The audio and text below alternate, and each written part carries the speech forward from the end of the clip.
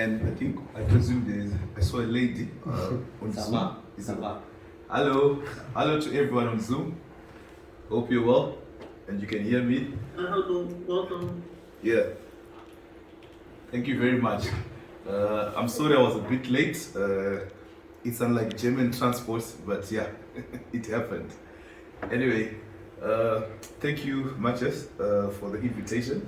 Thank you very much. And it's my honor and my pleasure. Before I start, I just want to get you connected. That's amazing. Officially connected. That's amazing. To Deutsch Connect. Wow.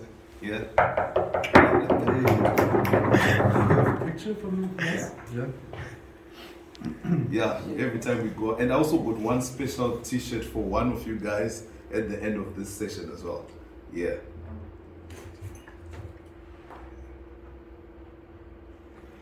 Okay. Thank you so much. Thank you, my Thank you so much. Okay. So much. So today, as I was preparing for this presentation, it hit me that I've been in entrepreneurship for over 15 years.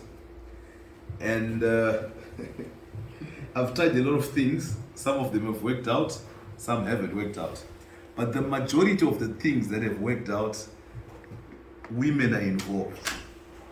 So it sank to me today like, men, we talk too much, and women are made of action. So that's one of the first things that came into my mind. So I believe that entrepreneurship, women are very important in entrepreneurship. And can I use this to change? Yeah, but let me first take a picture of Okay. you. Yeah. So I believe, we can even look at it from a political perspective. There's a time when with a lot of women leaders, the world was in a very good space. At the moment, we have a lot of male leaders. The world is in a very bad space. I think women, because they are motherly, women because they are community orientated, women because they are not selfish. So in everything that women touch, things always go the correct way. And I'm a bit embarrassed as well that we don't have a lot of women here. So, this was going to help us. So her name is Safa. I hope it's correct, the way I said it. Yeah, I'm here for fempreneurship. Yes. So we need more women. You said I use this? No, you can actually use the laptop. The keyboard, yeah. Okay. The arrows downstairs. Just use the arrow to the right, that skips right. Right button right. The arrow. Keys, yeah, the arrow. The arrow. Button right, yes. No? The other Yeah. one. The other one? With the arrow? Yeah. No, doesn't work? Okay, then you have to maybe activate it with the cursor. Could you press enter also? Enter. Yes. No, that will not work then. Oh, okay. And just use the mouse. Because the mouse is going on the other. Yeah, now you can actually use the key. No, it's going on the other laptop. Yeah, but now you can if you click on the presentation, then you can use the key. No, it doesn't work. Yeah. Where did you press? Hold on, change.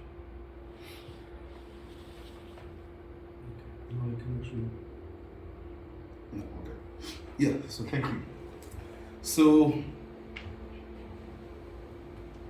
one of the things that we see is that a lot of people have heard when people talk about, hey, women, a lot of women are not married, then they start saying that, but there are a lot of women in the world more than men. That's a lie, that's a myth.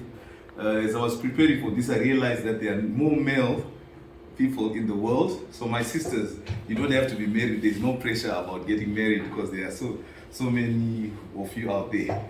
But according to the United Nations, most of the men, though, are still in China and India, which are the two most populous countries in the world. So the rest of the world, there's still a significant lower number of men compared to women. These statistics are going to be interesting a bit. Here is where it gets interesting.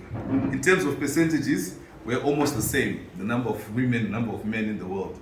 But in terms of funding, so what was interesting about this also was, it was across the board.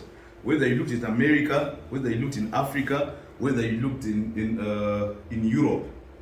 I didn't really check on Asia, sorry about that, guys. But women-led only, it's only 2% that got funded in 2021. men 98%. But the moment a woman and a male counterpart in a team, it rose to 15%. It's staggering, it's shocking. So what is the problem? Why is it women are not being funded? Why is it we are seeing less number of women entrepreneurs as compared to men in the world? Number one is lack of access to funding.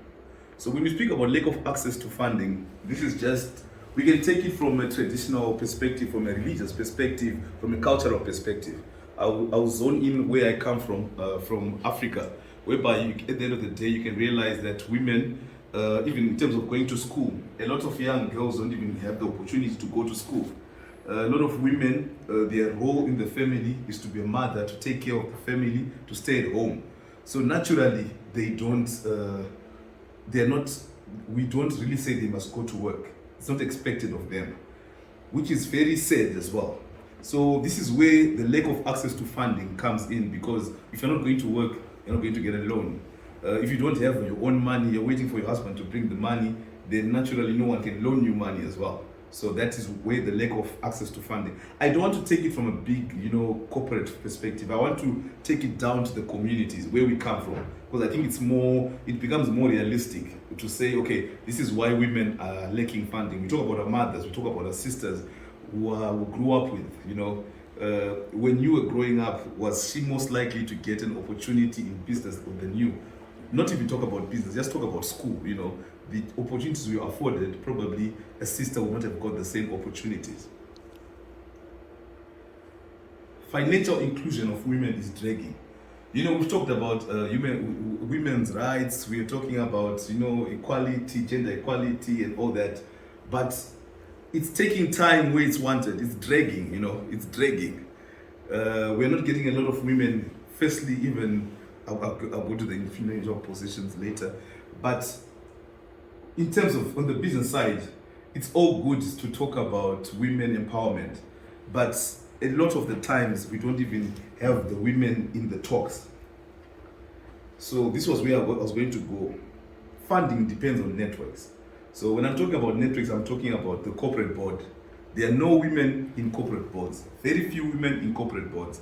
You find women are more likely to be put in boards that have got nothing to do with real money or real talk.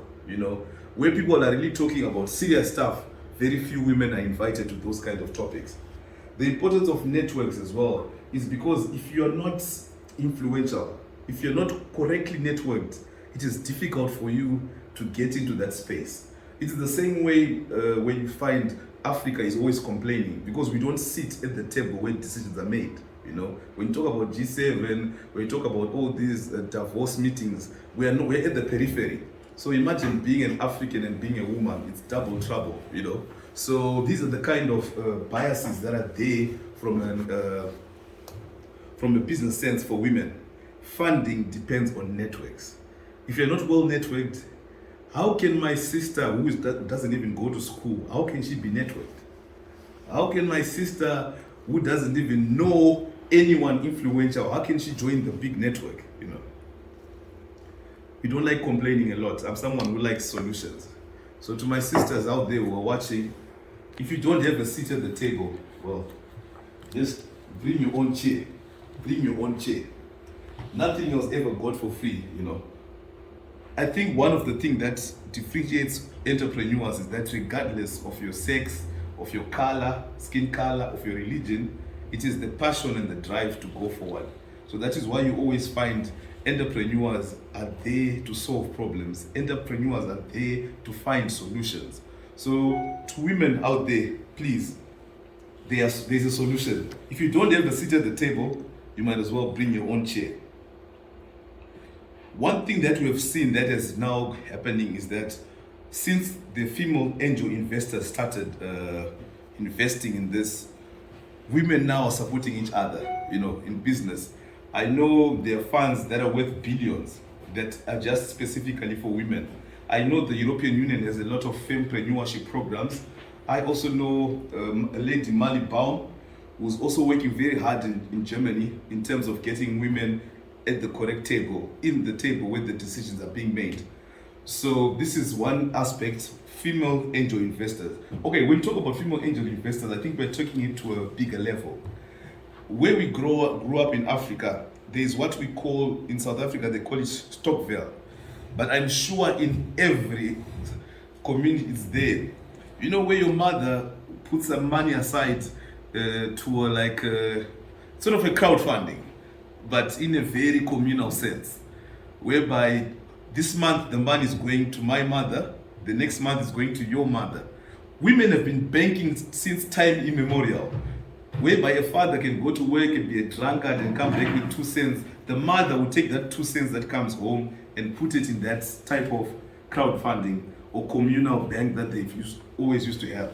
So when I look at female angel investors now, to me it's just a continuation of something that's already been there for a very long time. So this is one way where women can get to the table, by partnering as women and starting their own organizations whereby they fund female-led programs. I wanted to make this also more practical, not just theoretical. So I found women in my sphere of